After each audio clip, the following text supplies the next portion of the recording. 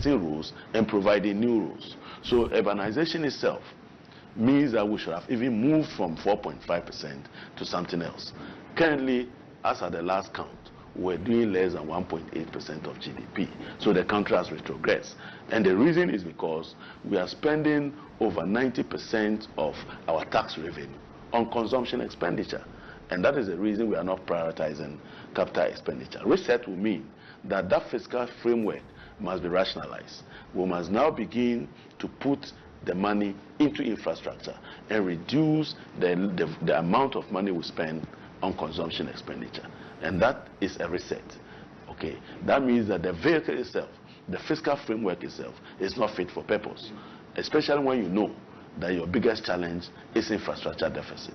And it's the reason, if you look at the manifesto, we brought the big push. The big push is to spend $10 billion over a period of 4 years. Now, if you average it, that gives you $2.5 billion.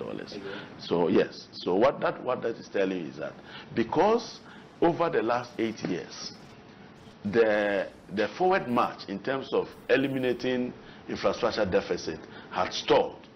We had declined from the 4.5% of GDP to about 1.8%.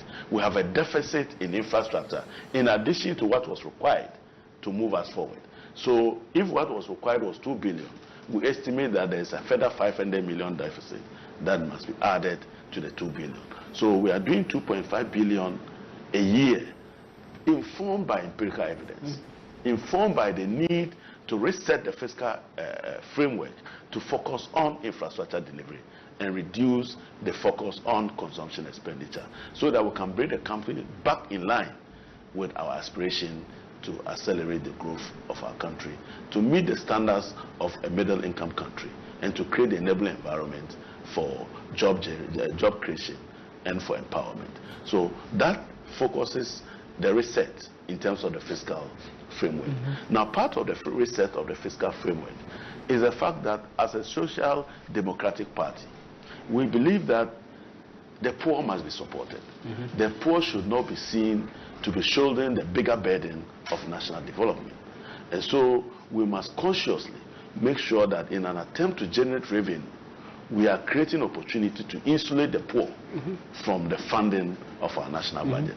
And it is a reason that social democrats, we do not believe that the poor should be paying e-levy. Okay, it is based on our principle of progressive taxation and not regressive taxation. So anything that the rich and the poor pay the same rates means that the poor pays proportionately more. And e-levy is an example of a regressive tax regime. So that's the reason we want to remove it. The other reason is also that we agree that because of the way they have managed the economy, the country has struggled to create job opportunities and to create opportunities for our youth, which is leading to a widening of the unemployment situation. The unemployment situation that was just 8.4% has moved to 4.6%. That is almost, even the people are disagreeing to that, it. Yeah, that is getting close to doubling the unemployment rate. Whereas we should rather be reducing the unemployment rate, we are adding on to the unemployment rate. And in an attempt to survive, this unemployed youth then resort to gambling. We are not passing judgment as to whether gambling is bad or good. What we are simply saying is that it is out of a necessity that these people are engaged in that. So before we reset the economy and we get the economy to job creative path that can create opportunity for these people, so they will move away from taxation. We mustn't be profiting from what we have already created. The mess we have created, the unemployment we have created, taxing them for bets amounts to profiting from unemployment.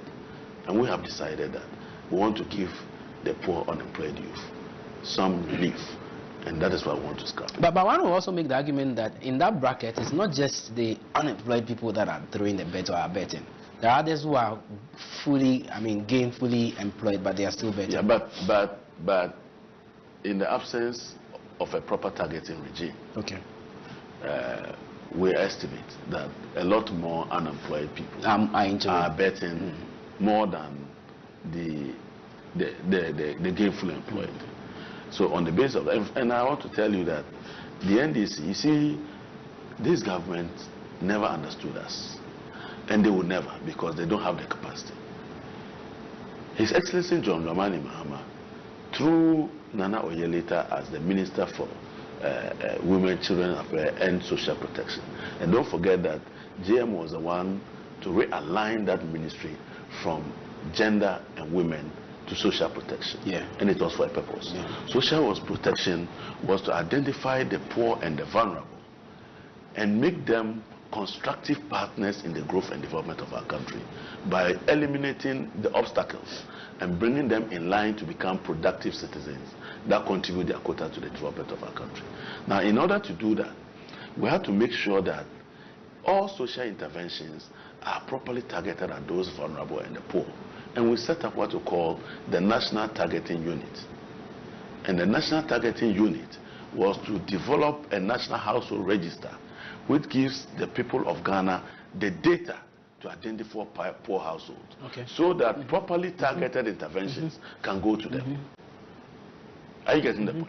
So in the absence of proper targeting, we are unable to tell who falls in this bracket. Exactly. So in the absence of that, we will go back to completing the National Targeting Unit assignment. And we will go back to completing the National Household Register, which started from the northern part of Ghana. And we use the poverty data.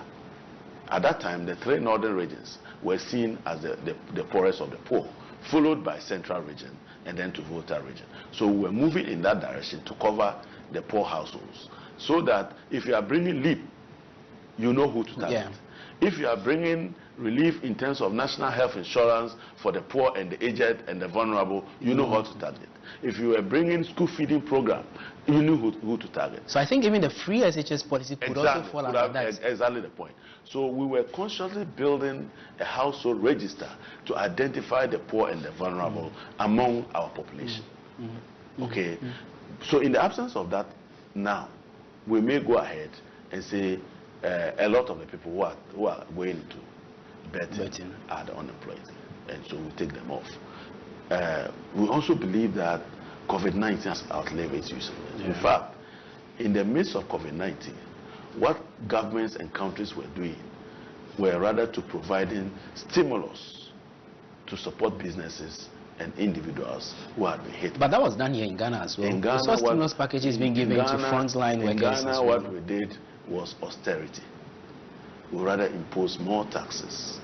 In fact, what you call relief were post-paid bills. The food we didn't know was post-paid. Is that not it? So for a government that, even when it gave monies that belong to the people, you remember His Excellency John Dramani Mahama left $300 million in the stabilization fund. Yeah. That stabilization fund was what they accessed $200 million of it into the contingency fund to provide the initial funding to deal with COVID-19. So why do you charge the people for using their own money? Do you understand? Yeah. The stabilization fund accrued as a result of funds that came out of the Petroleum Revenue Management Act. Funds that accrue to Ghana for exporting oil, for using all the facilities that we needed to generate the wealth from the oil. Part of it, the government of Ghana's share, goes into what we call the petroleum holding funds. And there's a formula for distributing that petroleum holding funds. Some goes into what we call the annual budget funding amount. Some go into what we call the heritage fund for future generations, because it's an asset for the future and now. So we cannot use all of it, since it can be depleted at some point. So we have heritage fund. And then a portion was set up in the stabilization fund to deal with instances where the economy comes under attack. In instances where we face exigencies of the time, there are emergencies. Okay, so when the emergency occurs, the Petroleum Revenue Management Act provides a framework for which you can either slow down on how much you are accruing in the next budget and push the money into what we call the sinking fund for purposes of helping pay off our debt, or you can move that into the what we call the contingency fund to deal with the emergency.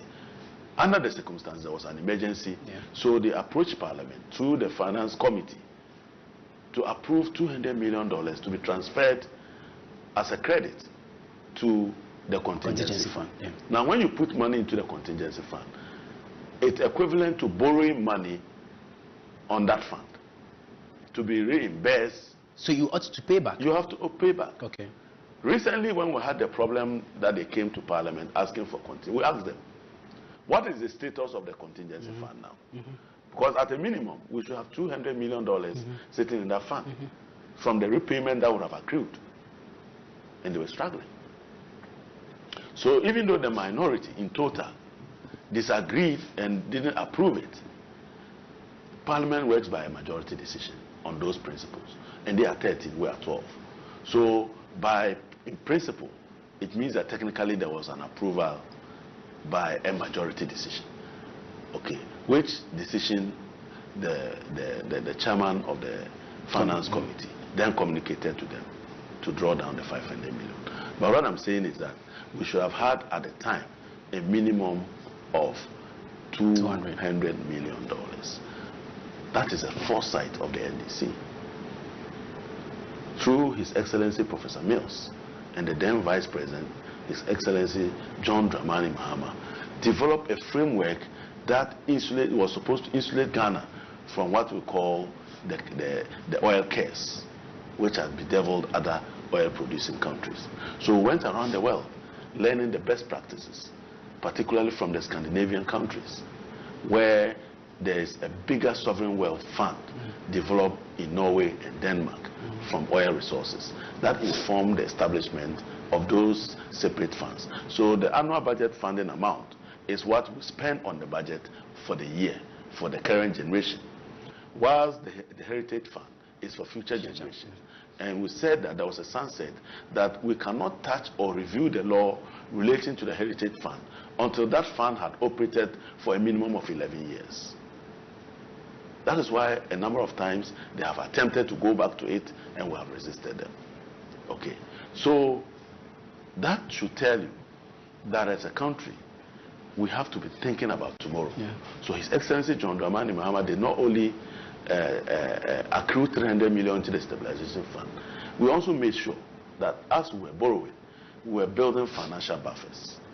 Financial buffers is that we were making savings and putting money aside for a rainy day, because we knew that from 2017 in October, the first Eurobond that was issued by President Kufuor in 2007 would have matured in 2017. And if we wanted the global financial market to respect us and take us for our word and trust us and have confidence in us, we needed to make sure that we're ready. At the time, we had bought back about $250 million of the $750 million. And His Excellency President John Dramani Mahama left $500 million in the sinking fund to take care of the $500 million. That is forward thinking. That is prudent financial management. We set up the Ghana Infrastructure Investment Fund, again to build buffers and provide counterpart funding to attract private sector investment in the critical areas of our national life that will impose so much burden on the budget. And we needed to do that so that the state could still get the private sector to partner it to deliver critical infrastructure without putting it on the national budget.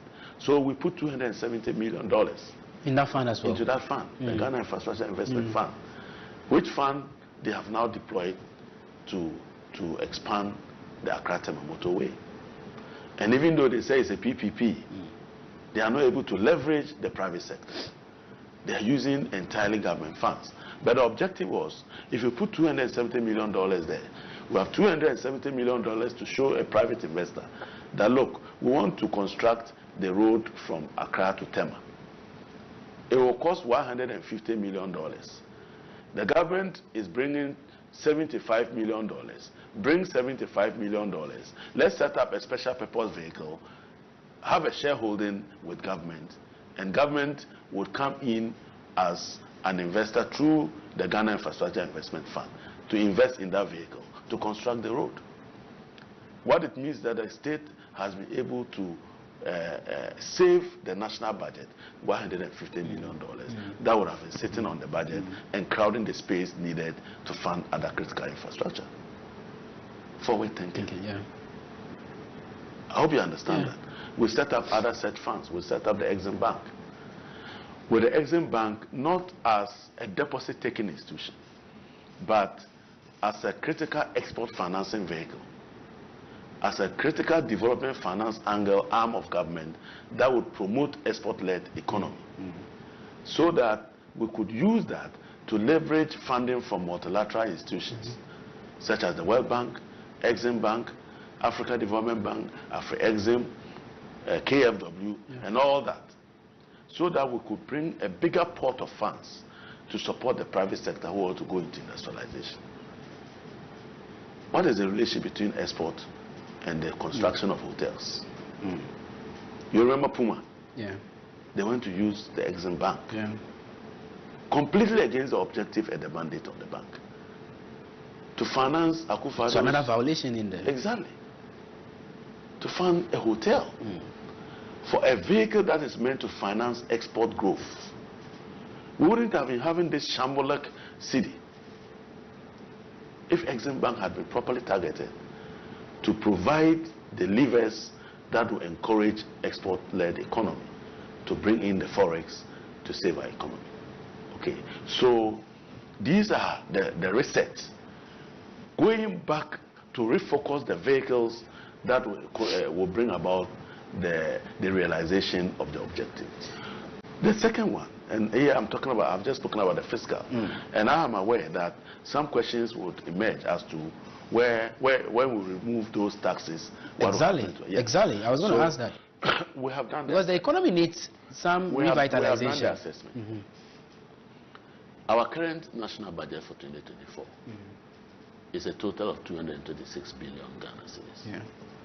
We estimate that those tax reliefs, including the tax reliefs for the import of intermediate goods. By intermediate goods, we mean vehicles and equipment needed for industrial use. Okay. So if you brought in those equipment, you brought in machinery and plants purposely to set up a factory, you will not be paying import duty on it. Now, all that, when you add all of that, plus the incentive we are giving to assist first-year students in tertiary schools, which is estimated about 300 million Ghana cedis. When we put all that together, plus the tax reliefs, we are getting close to 8 billion Ghana cedis. Now, take 8 billion out of 226 billion, you get 118 billion. Okay, if you are going to refocus and reset your fiscal framework, you would notice that a lot of that 226 billion is waste, is corruption. Are you getting the point? So we can make savings. So essentially what you're saying is that if you put all those tax reliefs that you are proposing together, it all comes together as 8 billion. With the first year tertiary, it comes to about 8 billion. 8 billion. Yeah, 8 billion. And you're taking that out of the entire... 226 billion. So there's still some reserve. If you assume that revenues are not going to grow. Okay. But don't forget that we are bringing a game changer. The 24-hour economy, we estimate that apart from the first year where we'll be developing the enabling environment, we'll be developing the legal framework, and we'll begin the process of actually fully implementing it. From the second year, we estimate that our economy will grow in nominal terms by not less than 25% per annum. Is that not overly ambitious? No. Currently, is that feasible? Even without the 24-hour economy, the economy in nominal terms, of course, caused largely by the expansion in inflation and the exchange rate. Last year, the economy, the projected, was moving from 850 billion to 1 trillion. Yeah. That's approximately that. Yeah. But we are talking about 25% in real terms. In real terms. So what that tells you is that there will now be a bigger income to tax for. So we expect the revenue envelope to expand proportionately. Are you getting the point? In addition to the improvement that we are bringing in terms of revenue collection and all of that. So whatever you think we are giving out, we need only 1 year after 2025 when we begin to fully implement and begin to see the impact of the 24-hour economy, that we would see a massive jump in the revenue generations. If more people are going to find jobs, they will pay taxes. Yeah. If more businesses are going to generate more output and make more profit, they will pay taxes. So we are going to expand the base from which we tax the revenue. And as a result of that, whatever we are giving out is a chicken feed. So talking about the expansion, does it necessarily mean that there will be some new taxes that will be introduced? No. Is that what you mean? No, what we are saying. Because anytime they mention expansion of taxes, people think that or tend to assume that there will be some new taxes that will be added. No. We are looking at the efficiency of the tax regime. So it is based on the principle. If you have grown the economy because of 24-hour economy, okay, and you are doing a GDP in nominal terms from 1 trillion to say 1.25 trillion, 1%, if you were taxing at 2%, 2% of 1 trillion will give you less than 2% of 1.25 trillion. So with the same tax levels, because you have a bigger pot to tax from, you see improvement in revenue, and that revenue is spread across the expansion of the tax net, and that is how we intend to generate the revenue. Not necessarily adding more tax handles or adjusting the existing rates that we have in terms of taxes. So that should bring more taxes and more revenue into the basket. Yeah.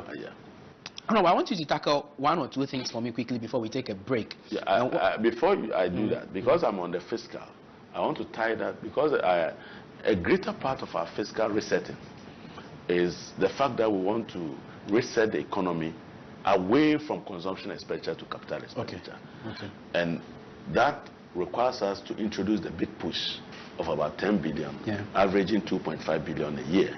Questions are going to be asked. How are you going to fund that? Yes. Good. Yes. Now, about 30% of the capital expenditure of $2.5 billion from the big push would go into social services. We are talking about infrastructure regime or infrastructure activities that are not easily lending themselves to the private sector. For instance, building of schools, removing schools under trees. You can't ask the private sector to do that.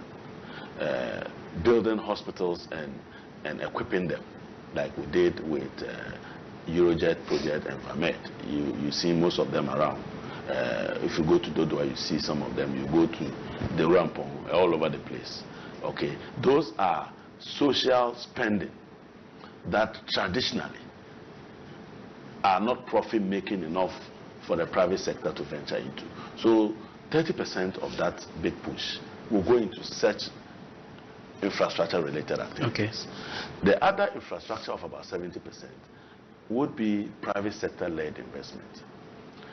So for instance, just like using the vehicle of Ghana Infrastructure Investment Fund, we estimate that the government of Ghana can leverage extensively the development finance arrangements across the globe to raise a lot of money. And when you talk about development finance, we are talking about a hybrid of alternative investment that can lead to the government actually achieving the objective of infrastructure development without putting them on the national budget. So if you have 270 million with Ghana Infrastructure Investment Fund, and the Ghana Infrastructure Investment Fund has a PPP private sector vehicle, that let's say if you are going to construct the road from say Accra to Kumasi, and it will cost you $400 million, the government can show up, can go out there through development finance, talk to IFC, talk to the World Bank, talk to Africa Development Bank, talk to Afri-Exim, talk to KFW, talk to the Development Corporation of America, okay, talk to the Korean Development Fund, and you can raise an amount in terms of development finance of about $400 million. Government can now say that that road is going to cost us $400 million. What be this? Why, you dey go write emails or something? Charlie, the bills and taxes are for paying. That's why they write plenty like that too.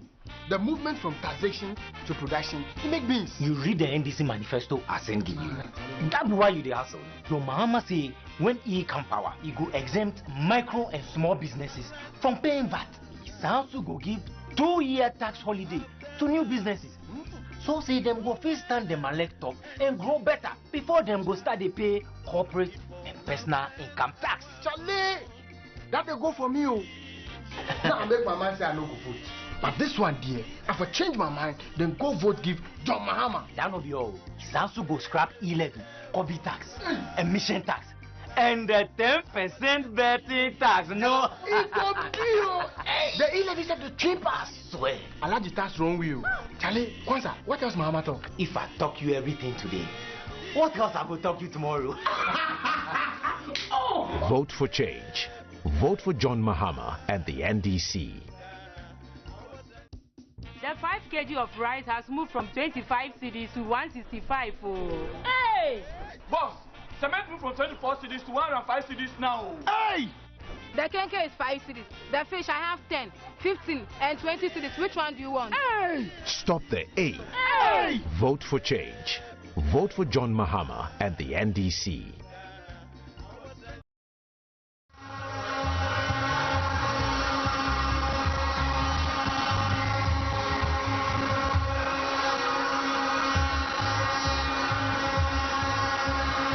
Good morning and thanks again.